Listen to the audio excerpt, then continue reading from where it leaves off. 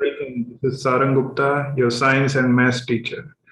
आज की इस वीडियो के अंदर हम देखने वाले हैं लाइट चैप्टर के कुछ case based questions, case study based questions जो कि पेपर में आते हैं, इंपॉर्टेंट है और सबसे ज्यादा कंफ्यूजन होता है। तो देखो, इन क्वेश्चंस में क्या होने वाला है। बेसिकली आपको एक केस की फॉर्म में एक पैराग्राफ दिया होगा, इनको पैराग्राफ बेस्ड क्वेश्चंस भी बोलते हैं। आपको एक पैराग्राफ दिया होगा, उन पैराग्राफ के बेस पर आपको जनरली चार क्वेश्चन आपसे पूछे जाएंगे, जैसे कि A B C D part, right. अब कुछ क्वेश्चंस आपके उसी में ही आंसर मिल जाएंगे जो पैराग्राफ आपको दिया है, जो केस स्टडी आपको दी है। और कुछ क्वेश्चंस के आंसर्स आपकी नॉलेज के ऊपर बेस्ड होंगे, उस टॉपिक के ऊपर आपके डायरेक्टली क्वेश्चंस पूछे जा सकते हैं, जैसे कि डेफिनेशन और एनीथिंग एल्स, राइट। सो देखते हैं कैसे क्वेश्चन आता है, कैसे पेपर में पूछा जाता है। सबसे पहला क्वेश्चन, सबसे पहला पैराग्राफ जो हमें दिया है, इसमें लिखा है आदित्य's bike fell and its side view mirror broke. Aditya की जो बाइक है वो गिर जाती है और उसका जो साइड व्यू मिरर है वो टूट जाता है। Aditya and his friend Saksham went to the market to buy a new mirror. दोनों जाते हैं, आदित्य और उसका दोस्त सक्षम जाते हैं मार्केट में और नया मिरर खरीदने के लिए जाते हैं। The shopkeeper showed two mirrors. अब शॉपकीपर जो है वो दो मिरर उनको दिखाता है, एक तो कॉस्टली और एक चीपर। एक तो महंगा है, एक सस्ता है। पहले हम पैराग्राफ समझ रहे हैं, फिर हम उसके क्वेश्चंस देखेंगे कैसे हमें करने हैं। The cheaper mirror was better looking. जो सस्ता मिरर है वो अच्छा दिख रहा है। And the shopkeeper advocated this mirror. और शॉपकीपर कह रहा है कि आपको यही मिरर ले लेना चाहिए। Aditya wanted to buy this mirror. Aditya भी इसी मिरर को खरीदना चाह रहा है क्योंकि वो अच्छा भी दिख रहा है और सस्ता भी है।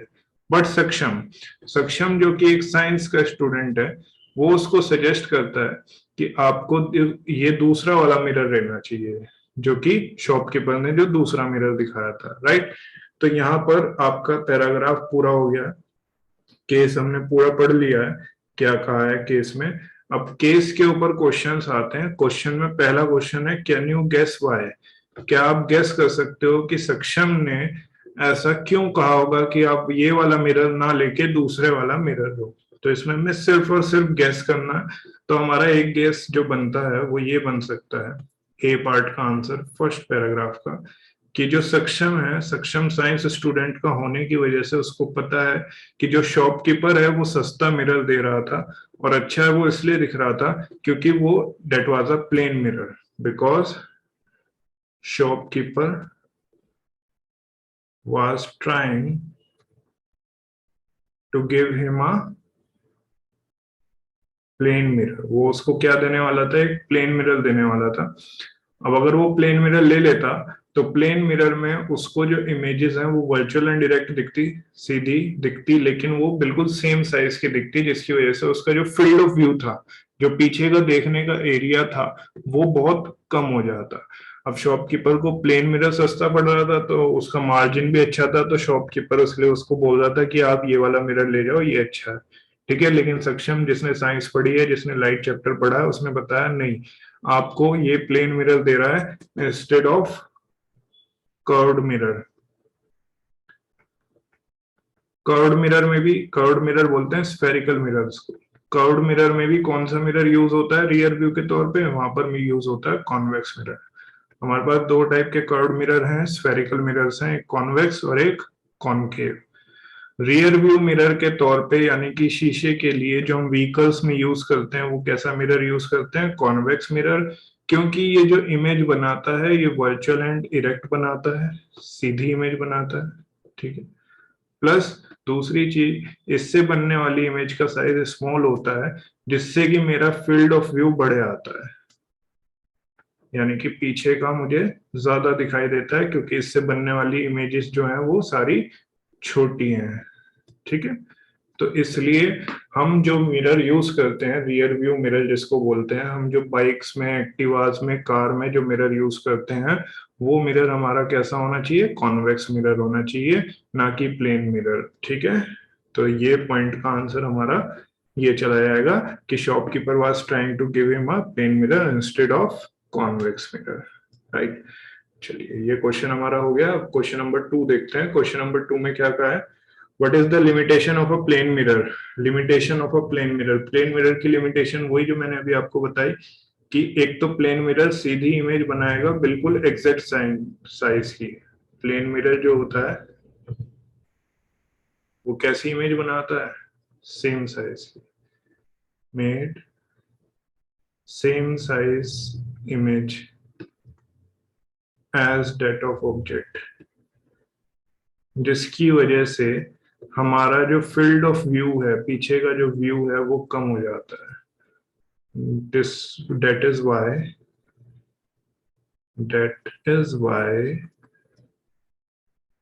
field of view decreases। पर आपका ऑब्जेक्ट उसी साइज का दिख रहा है जिस साइज का वो है, तो फिर आपको ज्यादा कुछ नहीं दिखेगा। पीछे से आती हुई एक भैंस ही दिखेगी आपको, और कुछ ज्यादा उसके आसपास की चीजें नहीं दिख पाएंगी। वहीं अगर मैं कॉन्वेक्स मिरर यूज कर रहा हूँ तो कॉन्वेक्स मिरर जो होगा वो छोटी इमेज बनाएगा, जिसकी वजह से भैंस उसके बराबर में जाती हुई, बाइक, एक्टिवा, कार उसके पीछे आती हुई, वो सब दिखेंगी। तो इसलिए प्लेन मिरर को हम यहाँ पर यूज नहीं करेंगे। कौन सा मिरर यूज करेंगे हम? Convex mirror. ठीक है। अब देखो ये दो क्वेश्चंस हो गए आपकी केस बेस्ड, जो कि इसी के ऊपर बेस्ड थे। एक क्वेश्चन आपका अंडरस्टैंडिंग के बेस पे पूछा है, उसने लेटरल इन्वर्जन। लेटरल इन्वर्जन हमने प्लेन मिरर के केस में पढ़ा था। तो लेटरल इन्वर्जन में हमें पता है कि जो ऑब्जेक्ट की राइट साइड होती है वो क्या बन जाती है? Left side. Right side of an object, right side of an object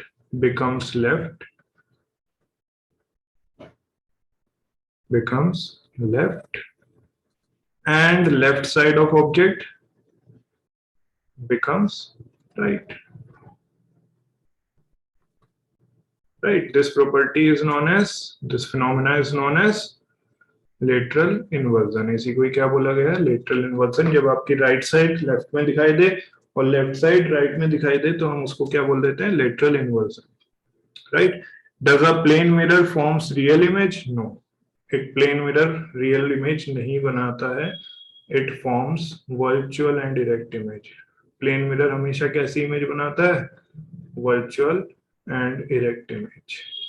एक ऐसी इमेज जिसको स्क्रीन पर ऑब्टेन नहीं किया जा सकता उसको वर्चुअल इमेज बोलते हैं, और वो सीधी होती है तो इसलिए उसके ऊपर क्या नाम आता है? डायरेक्ट आता है। तो इस तरह से आपके ऊपर एक केस के ऊपर कुछ क्वेश्चंस दिए गए हैं जिनको बोला गया है case study based questions. Right, चलिए अब नेक्स्ट केस करते हैं। नेक्स्ट केस के ऊपर नेक्स्ट पैराग्राफ को पहले पढ़ लेते हैं, फिर उसके ऊपर क्वेश्चन पढ़ेंगे। राइट, चलो देखो इसमें क्या कहा है आपसे। इसमें कहा है an image is the reproduction. Image की डेफिनेशन दी है पहली लाइन में। An image is the reproduction of the form of an object by an optical device. Image क्या है? किसी भी ऑब्जेक्ट का एक रिप्रोडक्शन, उसको रिप्रोड्यूस करना बाय एन ऑप्टिकल डिवाइस। कोई भी ऑप्टिकल डिवाइस, चाहे वो आपके पास मिरर हो, लेंस हो, उसके थ्रू किसी ऑब्जेक्ट को दोबारा से रिप्रोड्यूस करना ही क्या कहलाता है? उसकी इमेज फॉर्मेशन कहलाती है, इमेज कहलाती है। तो अगर आपसे क्वेश्चन में वो पूछे व्हाट इज एन इमेज, जैसे कि उसने पहले क्वेश्चन में पूछा भी है डिफाइन एन इमेज, तो आपकी ये पहली लाइन ही पूरी डेफिनेशन वहां पर बन जाएगी। राइट, आगे बढ़ते हैं। एन इमेज में appear in different sizes in a mirror. एक मिरर के अंदर इमेज जो है वो डिफरेंट साइजेस में दिखती है, जैसे कि प्लेन मिरर में सेम साइज की, कॉनकेव मिरर में अलग साइज की दिखेगी और कॉन्वेक्स मिरर में अलग साइज की दिखेगी। It can suffer from इन्वर्जन्स। उसमें इन्वर्जन्स हो सकते हैं। सिंपल इन्वर्जन कहा है तो इसका मतलब टॉप जो है वो बॉटम बन जाता है। Actual top of an object can appear to be the bottom in the image formed in the mirror. और ऐसा भी हो सकता है कि उसकी लेफ्ट साइड राइट साइड बन जाए, राइट साइड लेफ्ट साइड बन जाए। तो उस चीज को तो हमें पता है, अभी हमने पढ़ा है, वो क्या कहलाती है हमारे पास? लेटरल इन्वर्जन कहलाती है। अगर सिंपल अपसाइड डाउन हो रहा है कि मतलब टॉप बॉटम बन गया, बॉटम टॉप बन गया, तो उसको सिंपल इन्वर्जन बोल देते हैं। ठीक है। लेकिन अगर साइड्स रिवर्स हो रही हैं, जैसे कि लेफ्ट का राइट, राइट का लेफ्ट बन गया, तो उसको हम बोलते हैं लेटरल इन्वर्जन। सिंपल इन्वर्जन क्या हो गया? टॉप का बॉटम, बॉटम का टॉप। और अगर साइड्स इंटरचेंज हो रही है, लेफ्ट से राइट, राइट से लेफ्ट हो रहा है, तो उसको लेटरल इन्वर्जन बोल देंगे। You might have observe the word ambulance. आपने ऑब्जर्व भी किया होगा, जो एम्बुलेंस लिखा रहता है वैन के ऊपर, वो उसकी लिटरली इन्वर्टेड इमेज में लिखा रहता है। ताकि जो आपके सामने जो गाड़ी है, एम्बुलेंस के सामने जो गाड़ी है, उसके रियर व्यू मिरर में उसका जो साइड व्यू मिरर है, रियर व्यू मिरर को साइड व्यू मिरर भी बोलते हैं, उसमें वो सीधा दिखाई दे। और अगर वो सीधा दिखाई देगा तो वो एकदम से रीड भी कर पाएगा ड्राइवर उसको, और रीड कर पाएगा तो एकदम से जगह भी दे पाएगा एम्बुलेंस को, क्योंकि एम्बुलेंस को बहुत जल्दी में जाना होता है, इसलिए उसको ड्राइवर से क्या चाहिए, स्पेस चाहिए, रास्ता चाहिए, राइट। तो इसलिए एम्बुलेंस को इन्वर्टेड फॉर्म में, लिटरली इन्वर्टेड फॉर्म में लिखा जाता है, ताकि वो गाड़ी चलाने वाले के शीशे में सामने साफ साफ सीधा पड़ा जाए और गाड़ी चलाने वाला उसको जगह दे दे। तो पहला क्वेश्चन देखते हैं इस केस के ऊपर, इस स्टडी के ऊपर, इस पैराग्राफ के ऊपर। पहला क्वेश्चन तो है डिफाइन इमेज, जो कि हम पहले ही डिस्कस कर चुके हैं कि हमारे पास ये डेफिनेशन उसकी आ जाएगी। अगर पेपर में भी आता है तो हम यही डेफिनेशन यूज कर सकते हैं। Give different types of images, तो आपको पता होना चाहिए डिफरेंट टाइप्स ऑफ इमेजेस कौन सी होती हैं। मैं सेकंड पार्ट का आंसर लिख रहा हूँ यहाँ पर, सेकंड क्वेश्चन के। इमेजेस जो होती हैं, एक तो होती है वर्चुअल एंड डायरेक्ट, जिनको हम स्क्रीन पर ऑब्टेन नहीं कर सकते, ठीक है।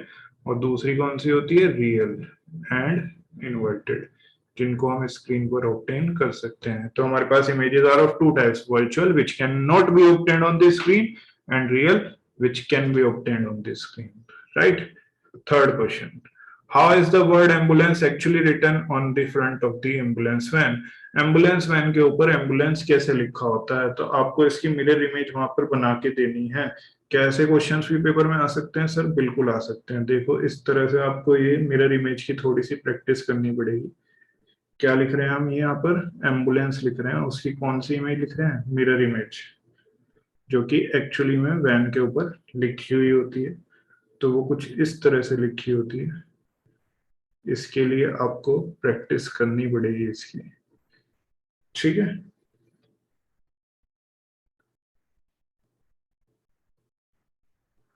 ये तो मैंने बहुत गंदा गंदा लिखा है, वहां पर बिल्कुल साफ साफ लिखा होता है और स्ट्रेट में लिखा होता है। ये थोड़ा हमारा तिरछा चला गया, sorry for bad handwriting, but it will work, okay.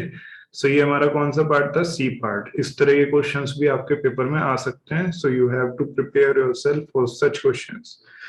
Which mirror is used as drivers mirror? अभी मैंने आपको फर्स्ट क्वेश्चन में बताया था कि ड्राइवर के लिए जो व्हीकल में मिरर दिया जाता है वो कौन सा दिया जाता है, कॉन्वेक्स मिरर दिया जाता है। तो डी पार्ट का आंसर आपका क्या आना चाहिए, कॉन्वेक्स मिरर। क्यों? क्योंकि ये हमें एक बड़ा फील्ड ऑफ व्यू देता है, वर्चुअल एंड डायरेक्ट इमेज बनाता है और साथ साथ छोटी इमेज बनाता है, जिससे कि हमारा फील्ड ऑफ व्यू, जो हमारा पीछे का दिखने का व्यू है, वो काफी ज्यादा बढ़ जाता है, इंक्रीज हो जाता है, राइट। सो इस तरह से हमारा सेकंड क्वेश्चन भी केस बेस वाला पूरा हो गया। ये 4 मार्क्स में आता है आपके केस बेस क्वेश्चंस। एक और क्वेश्चन देख लेते हैं, लास्ट क्वेश्चन आज की इस वीडियो के लिए, केस बेस में। फिर हम लाइट के और कुछ क्वेश्चंस करेंगे केस बेस के ऊपर ही, right. Jasmine went to buy sweets. अब देखो उनको ना कहानी बनानी है, उस कहानी का एक्चुअली में कोई मतलब है या नहीं है, सेंस बैठ रही है या नहीं बैठ रही है, उन्हें उस बात से कोई मतलब नहीं। उन्हें एक कहानी, एक पैराग्राफ, आपको कोई भी स्टोरी बना के दे देनी है, एक केस बना के दे देना है और उसके ऊपर आपसे क्वेश्चंस पूछ लेते हैं, ठीक है। जैसे कि कहानी पढ़ो कि Jasmine went to buy sweets from the market, वो मार्केट से स्वीट्स खरीदने के लिए गई। She asked the shopkeeper to taste the sweets before she give order to buy them. उसने कहा शॉपकीपर से, मैं तभी खरीदूंगी जब आप मुझे इनको टेस्ट कराओगे, अगर मुझे ठीक लगेगा तो ही मैं इसको खरीदूंगी। Suddenly she suffered from severe toothache on tasting the sweets. जैसे ही वो स्वीट्स को खाने लगी, मिठाई को खाने लगी, उसको एकदम से बहुत दांत में दर्द होने लगा, टूथेक होने लगा। She asked the shopkeeper whether there was a dentist nearby. उसने एकदम से शॉपकीपर से पूछा क्या आसपास कोई डेंटिस्ट है। देखो मिठाई खरीदने आई थी, डेंटिस्ट के बारे में पूछ रही है, कोई सेंस नहीं है इन बातों की एकदम से, लेकिन फिर भी आपको एक पैराग्राफ दिया जा रहा है, केस दिया जा रहा है, इसके ऊपर आपसे क्वेश्चन पूछा जा सकता है, right. The shopkeeper said that there was no qualified dentist nearby. उसने कहा कि कोई भी एक क्वालिफाइड डेंटिस्ट तो आपको आसपास नहीं मिलेगा, but a wayside quack was available nearby who attended to the tooth problems of commoners. देखो क्वैक उस पर्सन को बोला जाता है जिसके पास एक पर्टिकुलर डिग्री नहीं होती, लेकिन फिर भी वो डॉक्टर को डॉक्टरी का एक्सपीरियंस रखता है। तो क्वैक हम उस पर्सन को बोलते हैं, अनक्वालिफाइड पर्सन को बोलते हैं जो ये बोलता है कि हाँ मेरे पास एक्सपीरियंस है और मैं चीजों को ठीक कर सकता हूँ। तो ऐसे बहुत सारे लोग होते हैं जिनके पास कोई पर्टिकुलर डिग्री नहीं होती है, लेकिन फिर भी वो ट्रीटमेंट करते हैं, अपने आप को बोलते हैं कि वी कैन ट्रीट। तो उन पर्सन को क्या बोलते हैं? क्वैक। तो उसने कहा कि आसपास कोई क्वालिफाइड डेंटिस्ट तो नहीं है, लेकिन एक क्वैक आपको मिल जाएगा आसपास, जो कि कॉमन प्रॉब्लम्स को देखता है लोगों की। ठीक है। तो जैस्मिन के पास अब कोई ऑप्शन नहीं था क्योंकि उसके बहुत दर्द हो रहा था। Jasmine had no option but to visit him, तो वो उसके पास चली गई। The quack took a small mirror. अब यहाँ पर जो वो क्वैक है, जो वो पर्सन है, जो वो अनक्वालिफाइड पर्सन है, उसने एक छोटा सा मिरर लिया एंड इंस्पेक्टेड द टीथ, और टीथ को इंस्पेक्ट करने लगा, देखने लगा कि क्या प्रॉब्लम है।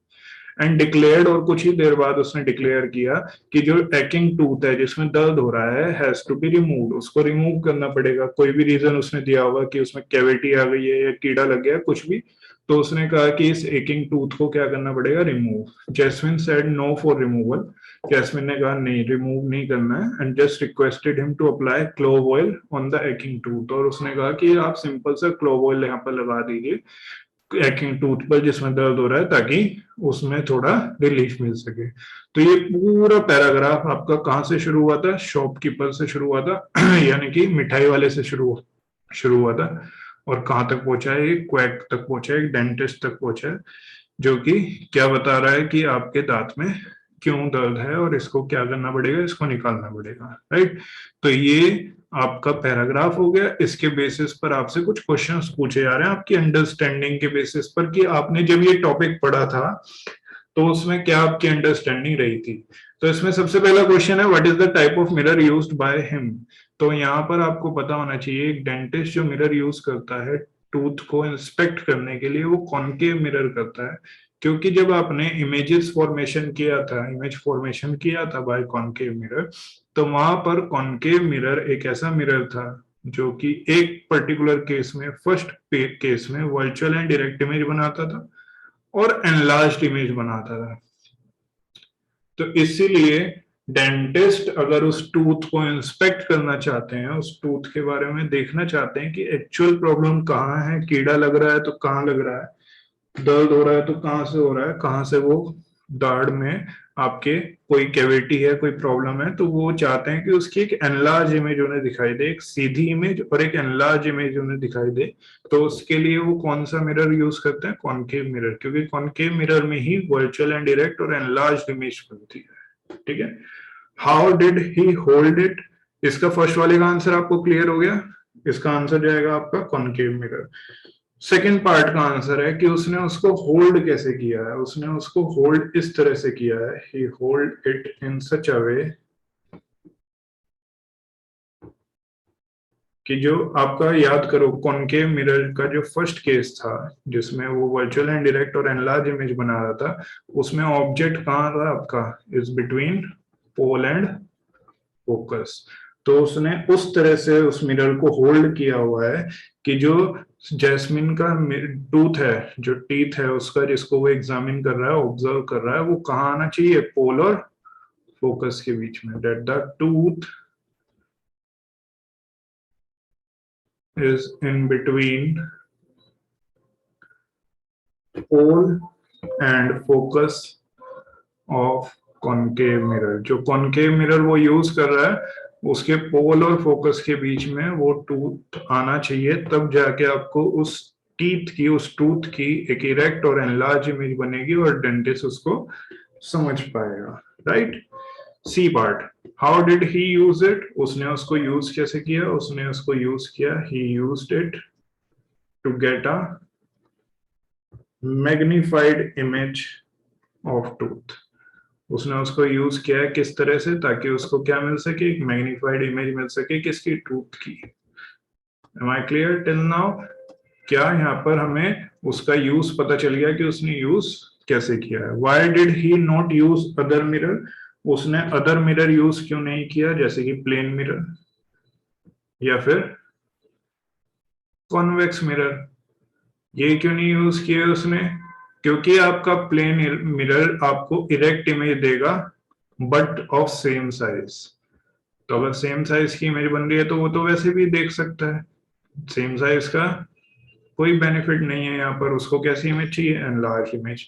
कॉन्वेक्स मिरर भी आपको इरेक्ट इमेज दे सकता है बट ऑफ स्मॉल साइज, लेकिन वो कैसी साइज देता है, स्मॉल साइज, इसलिए उसने कोई भी दूसरा मिरर यूज नहीं किया है। और कौन सा मिरर यूज किया है, सिर्फ और सिर्फ कॉनकेव मिरर यूज किया है, राइट। सो इस तरह से आपके केस बेस्ड स्टडी क्वेश्चंस आते हैं जो कि आपको करने होते हैं। एक पैराग्राफ दिया होता है, उससे रिलेटेड टॉपिक से आपसे कुछ डायरेक्ट क्वेश्चंस वो पूछ लेता है उसमें, राइट। सो आई होप आपको सब कुछ क्लियर हो गया होगा। सारी वीडियो में हमने जो जो पढ़ा है, जो जो हमने समझा है, वो आपको सारी चीजें क्लियर हो गई होंगी। कोई भी डाउट है आपका, कमेंट सेक्शन में लिखो।